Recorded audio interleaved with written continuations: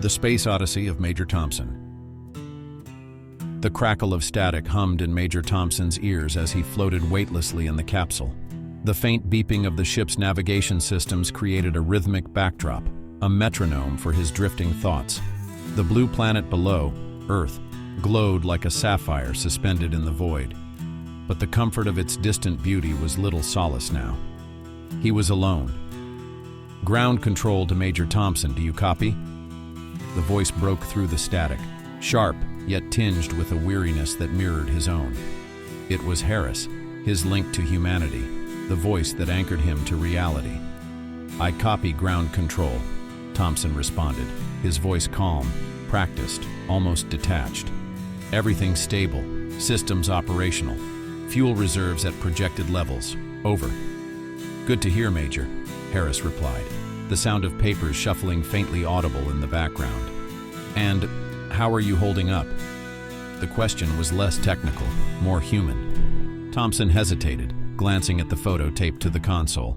A smiling woman holding a laughing child, his wife and son. "I'm fine, Harris, just taking it all in." And he was. The sheer silence of space, the vastness of the cosmos. It was beautiful and terrifying in equal measure. He had trained for this, studied every contingency, but nothing could prepare a person for the visceral weight of infinity pressing against their psyche. He tried to focus on the mission, reminding himself of the purpose that had brought him here. The vessel, Odyssey 1, was humanity's first attempt at prolonged space travel beyond the orbit of the moon. Thomson had been chosen not only for his skills but for his ability to remain calm under pressure, a quality that seemed both a blessing and a curse now. Hours turned into days, the routine of checks and reports providing structure in the absence of time. Outside, stars burned cold and distant, their light eternal yet unreachable. Thomson began to talk more to Harris, their conversations growing less formal as the days stretched on. "Tell me, Harris," Thomson asked during one quiet transmission, "what's it like down there?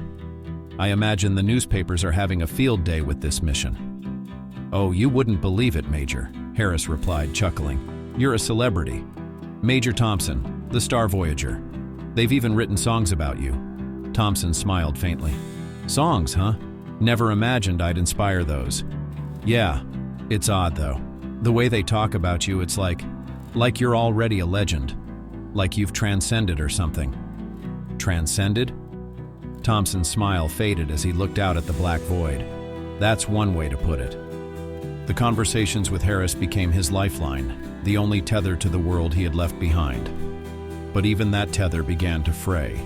Static grew heavier with each passing day, their exchanges punctuated by garbled words and bursts of silence. "Ground control to Major Thomson, do you copy?" Harris's voice, faint and distorted, struggled to reach him one day. "I copy ground control," Thomson said, leaning closer to the console. "Signal's weak, but I hear you. Over. Updates, guidance, recalib." The words dissolved into a wash of static, then silence. "Ground control, come again." "I didn't catch that." "Over." Thomson's voice wavered, a crack forming in his calm exterior. No response. "Ground control, this is Major Thomson. Do you copy?" "Over." His voice grew louder, more desperate. The silence was deafening.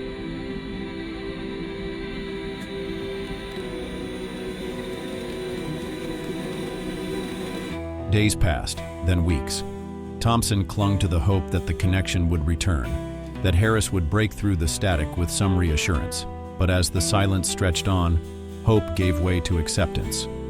He was alone now, truly alone. His routine became a hollow ritual. He performed system checks, logged his observations, spoke aloud as if Harris were still listening.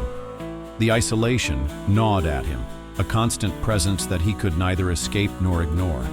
Memories of his family became a double-edged sword, comforting yet painful, a reminder of what he might never see again. Time lost meaning. The endless expanse of space became his world, a realm without boundaries or horizons.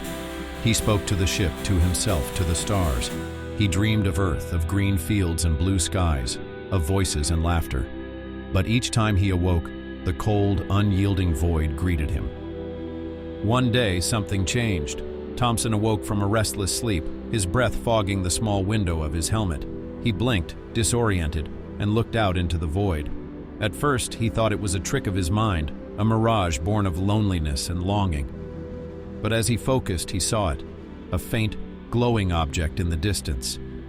It was round, smooth, and luminous, its surface shimmering with colors that seemed to shift and dance like liquid light. It was unlike anything he had ever seen, a beacon in the darkness. Thomson's heart raced, a mixture of awe and disbelief flooding his senses. Was it a planet? A star? A ship? He didn't know, but the sight of it filled him with a sense of purpose he hadn't felt in months, maybe years. He checked the ship's instruments, but they offered no answers. The object wasn't on any known charts, its distance and size impossible to calculate. It was an enigma, a mystery that defied explanation. "I see it," he whispered to himself, his voice trembling. "I see something."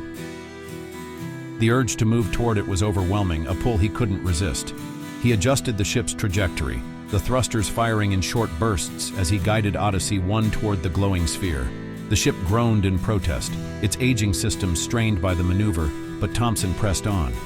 As he drew closer, the object grew larger, its details becoming clearer. It was breathtaking, a world of impossible beauty, its surface shimmering like opal, its atmosphere glowing with an otherworldly light. He felt a surge of hope, a belief that this might be it. Another world, another chance. "Is this home?" he murmured, his voice barely audible. The question hung in the air, unanswered. The ship's systems beeped urgently, warning of dwindling fuel and failing power, but Thomson ignored them. His eyes were fixed on the glowing sphere, his mind consumed by the need to reach it, to understand it. As he drew closer, the ship shuddered, the strain of the journey pushing it to its limits. Thomson braced himself, his hands gripping the controls, his heart pounding with a mix of fear and exhilaration. And then, just as the object loomed large in his view, the ship's power flickered. The lights dimmed, the instruments went dark, and the hum of the engines faded into silence. Thomson floated in the capsule, bathed in the glow of the mysterious sphere. He reached out, as if he could touch it, as if he could bridge the infinite distance between them. The silence returned, but this time it was different. It wasn't the silence of emptiness, but of something vast and unknown, something waiting to be discovered. Thomson smiled, a faint glimmer of hope lighting his weary eyes. For the first time in years, he felt alive. The ship drifted closer, the glowing sphere filling the window, its beauty overwhelming. And then, just as emotion began to well up in his eyes, he caught sight of something in the distance that left him frozen for several minutes.